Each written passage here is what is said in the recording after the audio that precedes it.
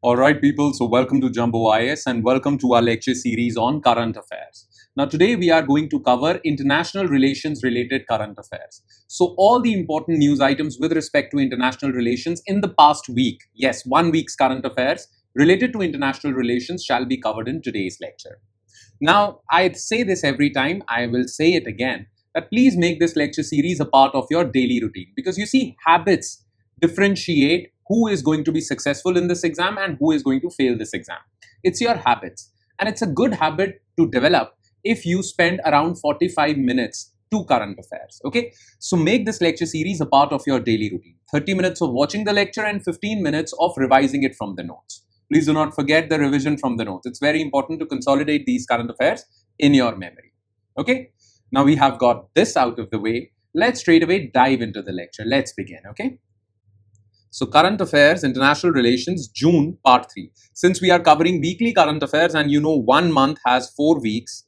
So currently we are on third week. Okay, we are covering third week of June when it comes to international relations. Okay, now let's take a look at the topics that we shall cover. So these are the topics.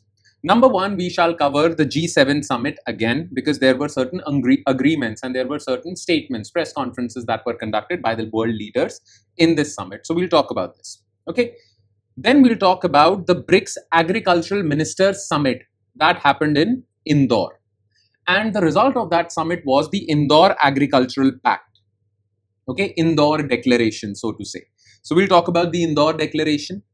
And last topic would be Canada on transnational technology. Okay, Canada basically has created a law to regulate social media. And you all know that social media is a technology that is not confined to one country. It is a transnational technology. Now, how can domestic laws regulate transnational technologies, international technologies? Well, Canada and Australia have led by example and India can learn a lot from it. So we'll talk about this too. Okay. So these are the 3 news items that we shall zero in our attention on. So let's start discussing them one by one, starting with topic number 1, and that is the 2026 G7 Évian Summit. Évian is the place where this summit was conducted. Okay. So we have discussed this topic in our previous IR related current affairs lecture as well. The G7 Summit, group of 7 countries, 7 rich countries. Well, they have a group called G7. Okay. And they conduct regular summits. Now, the 52nd summit was conducted in France. So France was the host of this year's G7 summit.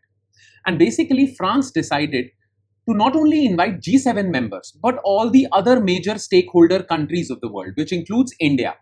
India is not a member of G7, yet India was invited as a special invitee. Brazil was invited.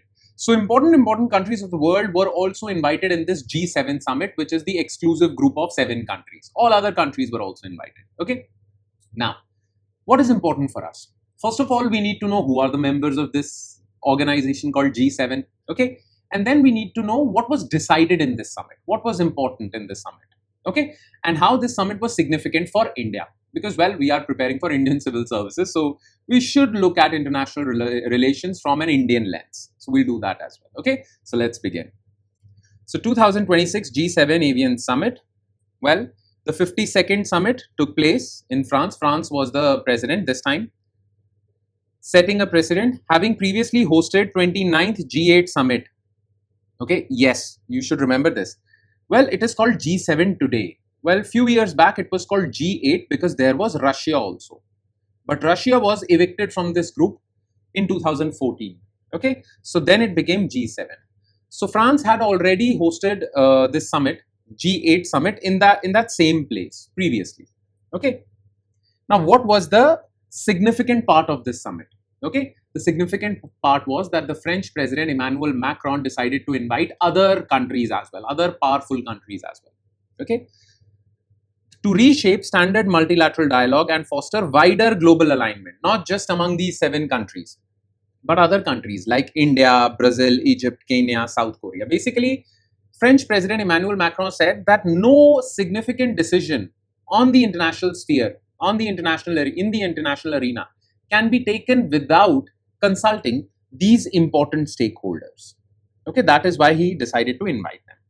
Now you can take a look at the G7 members on this map. Okay, this map is also shared in your notes. Canada is there, United States is there, Germany, UK, France, Italy, and Japan. And earlier, Russia used to be there. It was called G8, but now, well, that's no longer the case. And the relationship between Europe and Russia, well, it seems that it has taken a nosedive. So Russia won't be invited into this group anytime not in the near future, to say the least. Okay, you don't know what will happen 10 years down the line, 15 years down the line. Now, what were the 6 pillars of this summit? Okay, 6 decisions were taken. So these are the 6 pillars of Évian summit. First of all, they talked about macroeconomics, international economics. Well, currently, international economics or international economy is not witnessing a very nice time. Okay, so we need to create proper rules so that we can solve a lot of problems. Okay, then fairer non-predatory development finance tool. Okay, France and the G7 countries decided that yes, developed countries give aid to global south, but sometimes this aid is exploitative.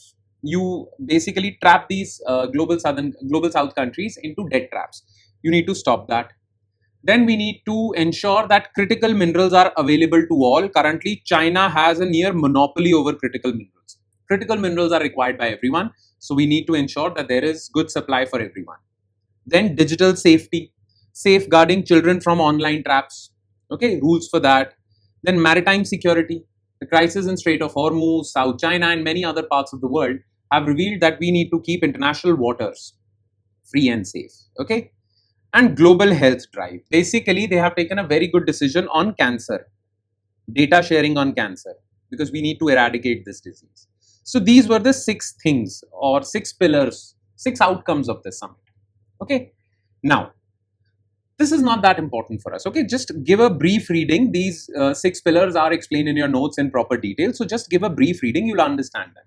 What is more important for us is this significance for India. Okay. So when it comes to critical mineral alliances, Western nations are eager to decouple their tech manufacturing lines from China.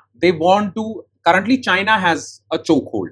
They want to decouple it from China.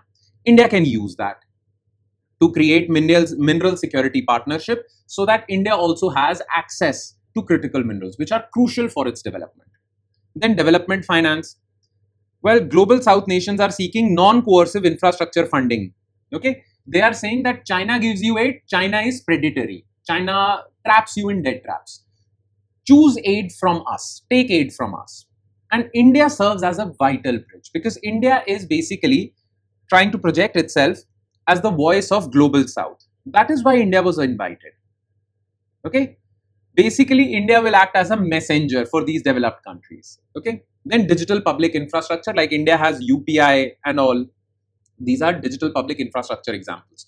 Well, India has taken a lead in these areas, and the developed countries also can learn a lot from India's lead in digital public infrastructure. So this was a good summit, significant summit for India to market its DPI, digital public infrastructure lead. Okay, that's about it, right? And now let's quickly shift our focus to next news item, and that is BRICS 2026 Indore Agricultural Pact or Indore Declaration. So what was in the news? So the thing is that BRICS countries regularly conduct these summits. Okay.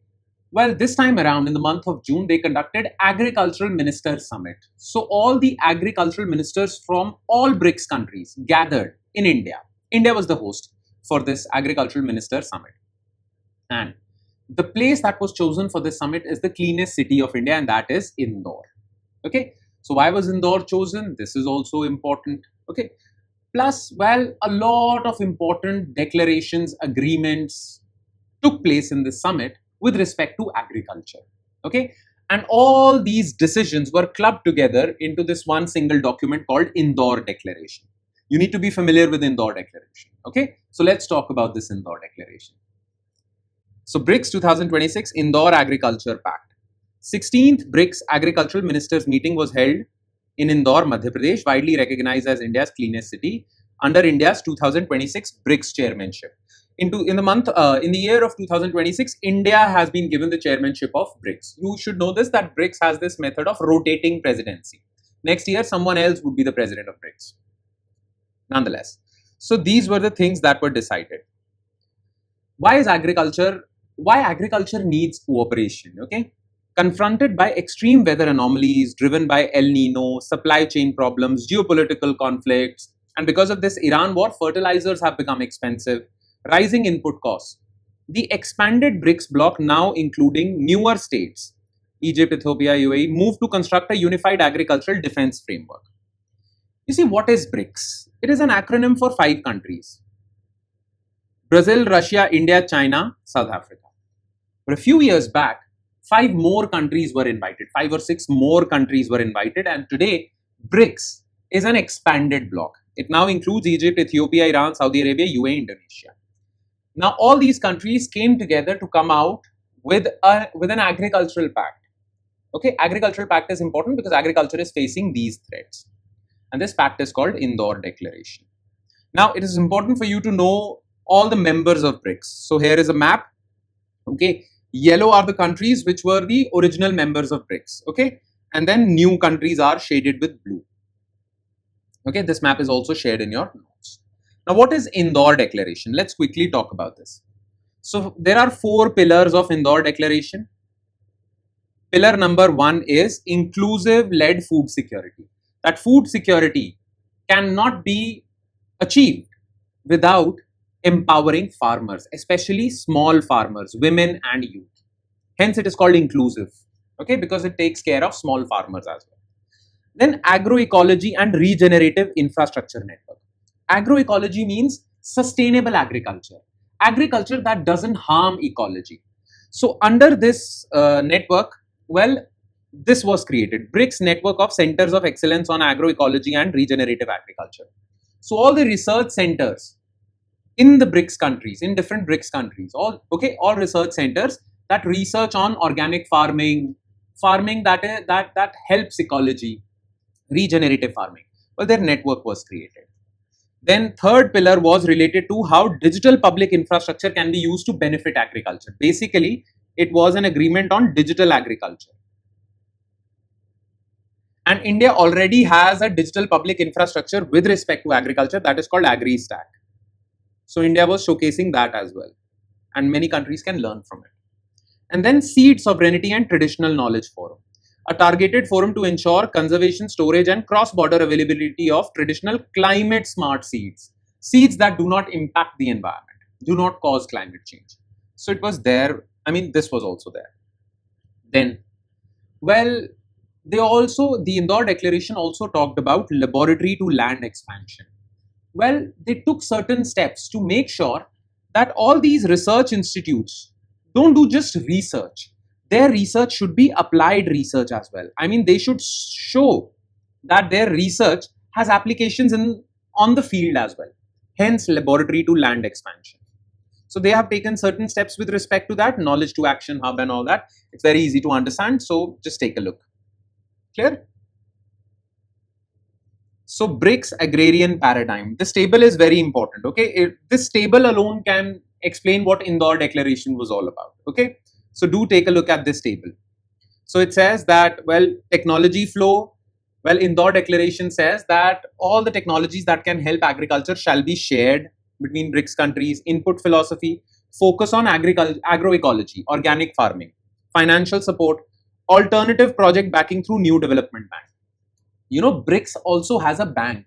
Like the world has World Bank, BRICS countries have New Development Bank. Well, they will finance agriculture through this New Development Bank. Okay, and joint projects on cold chain, food safety, sanitary conditions, scientific storage of food. So all these BRICS countries would cooperate in this area also. Because if you do not have very good storage structures, a lot of food gets wasted. Okay, so developing countries need to cooperate in this area as well. So this was there. Clear? Now, why was it significant for India? Well, number one, it showcases India standing in Global South. India is the voice of Global South.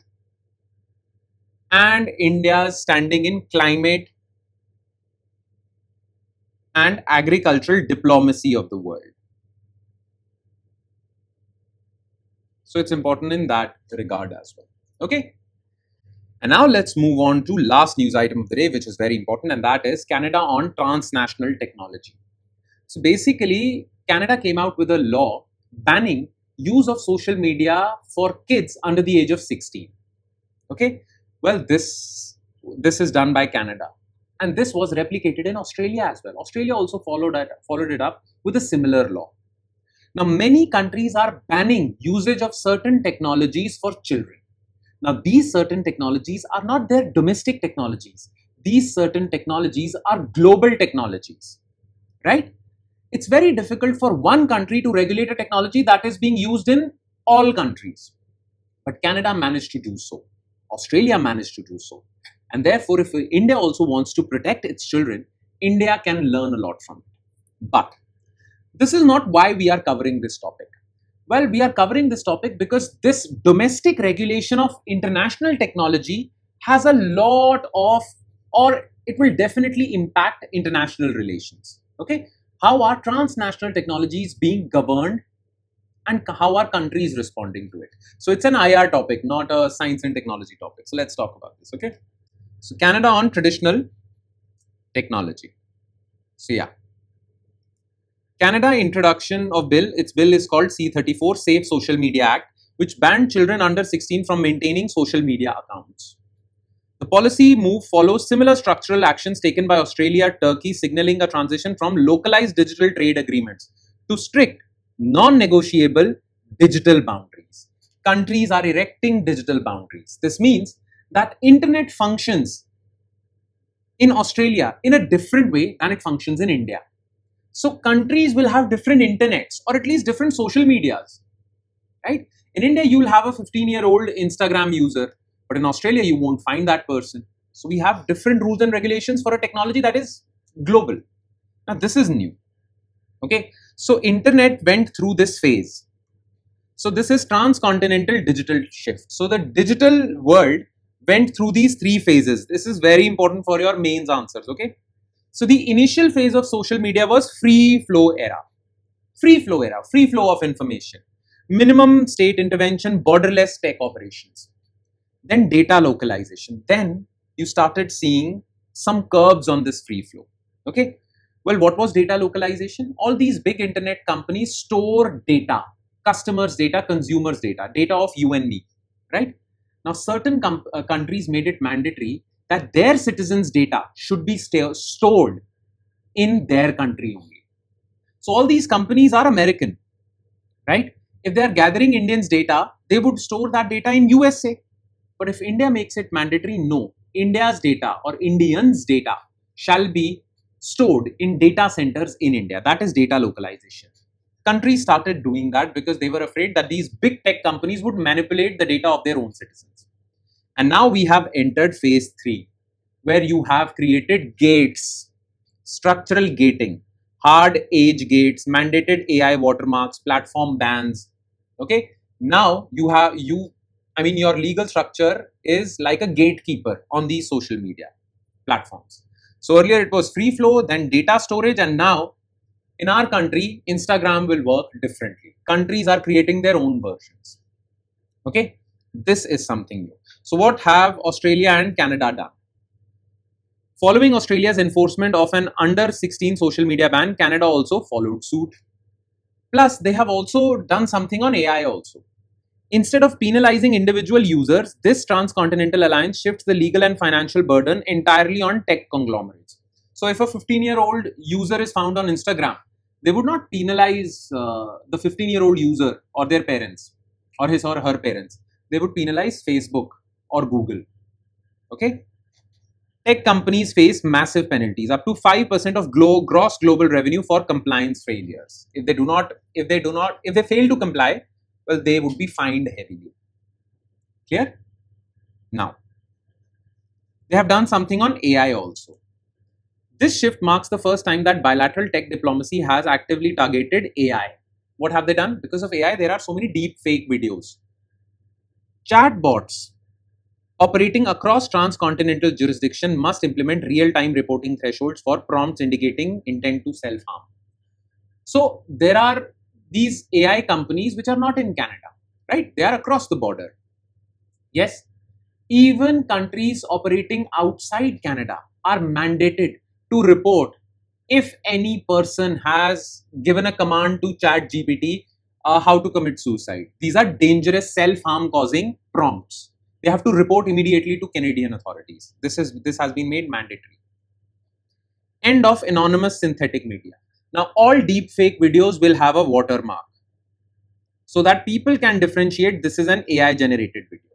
So end of anonymous AI media. Okay. Plus the AI company shall store the data of the user who created that AI video. So you are no longer anonymous because you can create danger, you can cause danger using fake AI videos. So this has been done. Clear? Now, well, what can India do? Well, this column explains what India can do. Okay. So I have also shared this table in your notes. This table, this last column shows what India can do with respect to this transnational tech regulation. Clear? Now, all of this seems fine, but there are still some challenges which would make the implementation of this law in Canada and Australia difficult. Okay, it won't be easy for Canada and Australia to implement this law. How so? Well, these are the three challenges. Number one, extraterritorial enforcement deficit. How can you enforce a company which is not registered in Canada? The company is registered in USA, or maybe there is an AI company in India, and you give that company an order to do this in Canada and they refuse. What will you do? Right? It's very difficult to enforce. It will be easier for Canada to enforce these rules on Canadian AI companies or Canadian social media giants, but not anywhere else. This is the problem of borders. Okay. Then number two, age verification privacy paradox. How will you verify the age of the Instagram user? For that, you would want access to the camera of their phone so that you can look into who is using that Instagram. Yes. Now that will invade people's privacy. So age verification, privacy, there is a paradox. If you want foolproof age verification protocols, then you would have to invade people's privacy. If you want to respect people's privacy, then it will be very difficult for you to verify the age of the user. This is a problem. Plus, this will create different internets in different countries. This theory is known as splinternet. Internet is going to splinter in different countries. Canadian social medias would be different, Australian social medias would be different. Internet was built on international community, free flow of information across the globe. Now that's no longer going to be the case. This is the problem. Remember this term splinternet and use it in your essays or mains answers, right? And that would be all. With that, we conclude today's session. So thank you so much for watching, everyone. And I'm sure it has added value to your preparation. I'm sure about it. Now, just stay consistent and regular, because if you do that, then it will add more value to your preparation, okay? Because these current affairs, which we are covering every day, one day at a time, okay? Well, these would come in really handy for your next year's preparation, civil services preparation. So be regular. Good habits will secure a rank for you. Just remember this part, okay? All right then. On that note, I shall take your leave with the promise of seeing you again with another lecture in this lecture series called Current Affairs. Thank you, everyone.